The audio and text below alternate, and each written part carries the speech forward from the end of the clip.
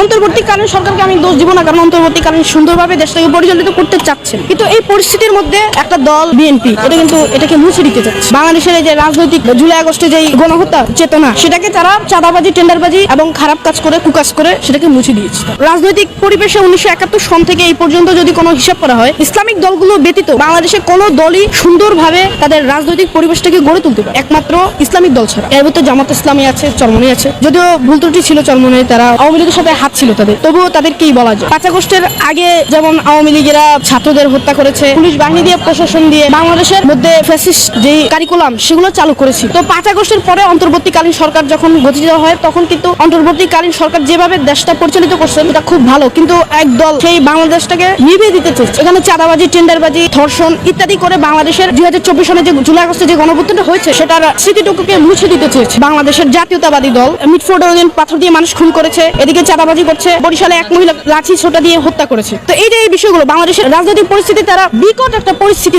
সৃষ্টি করেছে। কয়দিন পরে পরে খুন খারাপি, পাথর দিয়ে মানুষ হত্যা করা, চাঁদাবাজি, ধর্ষণ, টেন্ডারবাজি ইত্যাদি আগের মতোই তারা পরিচালিত করছে। বর্তমানে বাংলাদেশের যে পরিস্থিতি, জুলাই আগস্টের পরে যে একটা স্বাধীন বাংলাদেশ গড়ে তুলতে পারবে অন্তর্বর্তীকালীন সরকার, সেটাকে তারা মুছে দিতে চাচ্ছে। আমি এদিক থেকে বলবো যে বাংলাদেশ স্বাধীন হওয়ার পরেও বাংলাদেশ অনেকবার স্বাধীন হয়েছে। বাংলাদেশের মূল স্বাধীনতা ছিল 1971 পরে। 1971 সালে এই পর্যন্ত কোনো ন্যায় বিচার প্রতিষ্ঠা হয়নি। বাংলাদেশের বিচার বিভাগে রাজনৈতিক দলগুলোর সমস্যা এবং বাংলাদেশেরও মানুষের অনেক দোষ, এবং কি যারা দেশের জন্য দায়িত্ব নিয়েছে তারা খারাপভাবে দেশটাকে পরিচালিত করছে। বিএনপিকে দেখা গেছে, আওয়ামী লীগকে দেখছি, জাতীয় পার্টিকে দেখছি, শুধু জামায়াতকে দেখিনি। বাংলাদেশের 5 আগস্টের পরবর্তী এই সময় পর্যন্ত বাংলাদেশের মধ্যে বাংলাদেশ জামায়াত ইসলামী একটা কর্মকাণ্ড খারাপ নেই।